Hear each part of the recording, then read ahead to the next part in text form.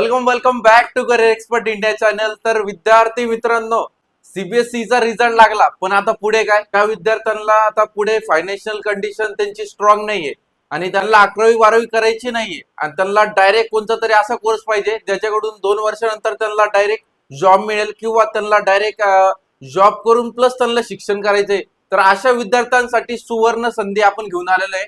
जर चॅनलवर जर तुम्ही नवीन असाल तर आपल्या चॅनलला सबस्क्राईब करा, व्हिडिओला लाईक करा। काही काही विद्यार्थी असे पण आहे ज्यांना डायरेक्ट असा कोर्स पाहिजे ज्याच्याकडून त्यांना प्रॅक्टिकल प्लस त्यांना जॉब पण मिळाला पाहिजे आणि त्यांचं शिक्षण पण झालं पाहिजे, कारण त्यांचं फायनान्शियल कंडिशन स्ट्रॉंग नाही। अशा विद्यार्थ्यांसाठी आपण पॉलिटेक्निक मध्ये ऍडमिशन करून देणार आहे। आणि ज्या विद्यार्थ्यांना 11वी 12वी करायची नाहीये, फायनान्शियल कंडिशन स्ट्रॉंग नाहीये, तर अशा विद्यार्थ्यांनी काय करायचंय, फक्त तुम्हाला एक कोर्स आहे पॉलिटेक्निकचा। त्या कोर्समध्ये तुम्ही शिक्षण पण करू शकता आणि शिक्षण झाल्याच्या नंतर 3च वर्षाचा कोर्स असणार आहे। त्याच्यानंतर तुम्हाला डायरेक्ट तुम्ही जॉब करू शकता आणि त्यानंतर जर तुम्हाला जॉब करायचा नसेल तर डायरेक्ट सेकंड इयरला सुद्धा तुम्ही ऍडमिशन करू शकता। म्हणजे प्लस तुमचा डिप्लोमा कोर्स आणि प्लस डिग्री दोन्ही होऊन जाते तुमचा।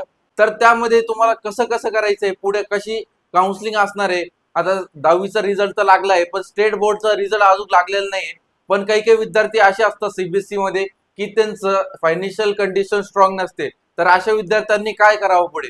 पॉलिटेक्निक मध्ये कसं असतं, आता पॉलिटेक्निक म्हणजे काय?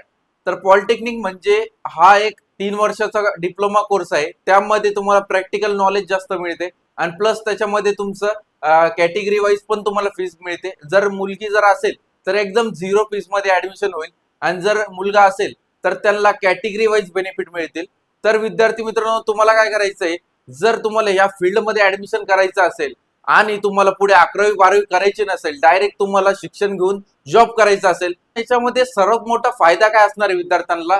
त्याच्यामध्ये तुम्ही डायरेक्ट ऍडमिशन करू शकता। 10वी नंतर डायरेक्ट तुम्ही इंजिनिअरिंग फील्ड मध्ये ऍडमिशन करू शकता आणि प्रॅक्टिकल नॉलेज याच्यामध्ये जास्त मिळते। आणि त्याच्यानंतर याच्यामध्ये ब्रांचेस काय असणार आहे, पॉलिटेक्निक मध्ये कोणत्या कोणत्या ब्रांचेस असणार आहे आपण ते देखील बघणार आहे। सर्वात प्रथम नंबर 1 ची जी ब्रांच आहे त्याला आपण म्हणतो सिव्हिल ब्रांच असणार आहे। त्यानंतर इलेक्ट्रिकल ब्रांच असणार आहे, एआय ब्रांच असणार आहे, त्यानंतर कॉम्प्युटर ब्रांच असणार आहे, आयटी ब्रांच असणार आहे। अशा अनेकशा ब्रांच आहेत, त्याच्यामध्ये तुम्ही डायरेक्ट ऍडमिशन करू शकता 10वी नंतर। आणि हा कोर्स कोणासाठी फायदेशीर राहणार आहे?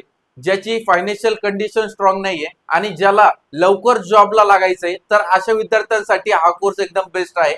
आणि त्यानंतर जर तुम्हाला या कोर्समध्ये ऍडमिशन घ्यायचंय, तुमचे मार्क जरी तुम्हाला सीबीएसई पॅटर्न मध्ये कमी पडलेले असतील तरी हरकत नाही। सर्वात प्रथम तर तुम्ही चिंता करायची नाही, कारण की विद्यार्थी मित्रांनो, करिअर एक्सपर्टची जी टीम आहे मागील काही वर्षापासून विद्यार्थ्यांना मार्गदर्शन करत असते।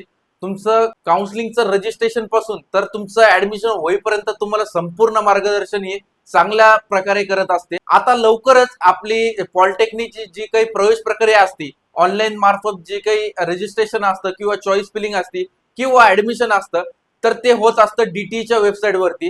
तर विद्यार्थी मित्रांनो, तुम्हाला जर या फील्डमध्ये जर चॉईस फिलिंग करायची असेल किंवा तुम्हाला कॉलेजेसमध्ये चांगल्या टॉपच्या गव्हर्नमेंट कॉलेजमध्ये ऍडमिशन घ्यायचं असेल, तर तुम्हाला काय करायचं, आपल्या खाली दिलेल्या नंबरवरती संपर्क करून जर तुम्हाला अजूनही या कोर्स बद्दल इन्फॉर्मेशन पाहिजे असेल किंवा तुम्हाला काउन्सिलिंग करायची असेल, तर तुम्हाला काय करायचंय, खाली दिलेल्या नंबरवरती संपर्क करायचा आहे। तोपर्यंत धन्यवाद।